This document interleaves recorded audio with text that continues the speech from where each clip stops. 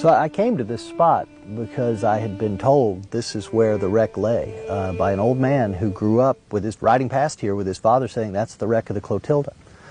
And seeing this sort of dinosaur backbone ridge coming up out of the water and with all these giant iron spikes and then charred wood, and I just had this overwhelming feeling of that's the final resting place of the Clotilda. This is where that journey came to this desperate end with the slavers, Timothy Mayer and Captain William Foster, realizing that, you know, they may well end up in jail for this crime they've committed. And what a crime, bringing 110 people across the ocean to enslave them for no reason other than a bet.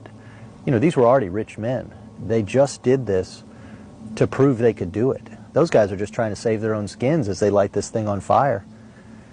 You know, the archaeologists were speculating there may still be manacles and other evidence of the slaving down here in the hole, things that wouldn't burn, you know, iron. Do you have anything like the actual stern post back there? It's probably a pretty good ways back. I assume that standing up is the other chain plate.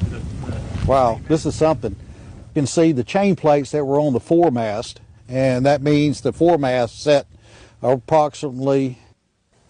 Your stem is still intact and also with a large chain plate attached in it. That carried up to the bowsprit.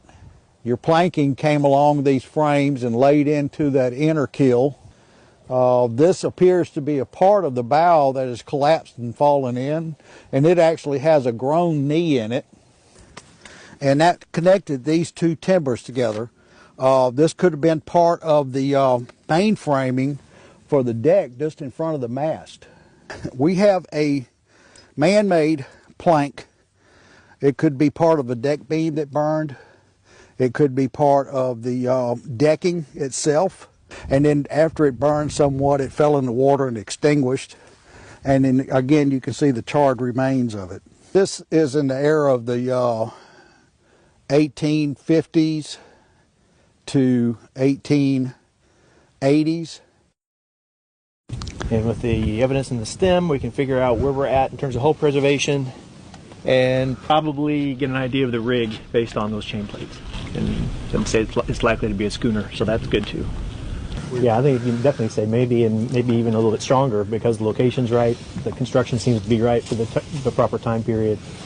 It appears to be burnt, so it's, I would say, very compelling, sure. Absolutely, yeah. There's nothing here that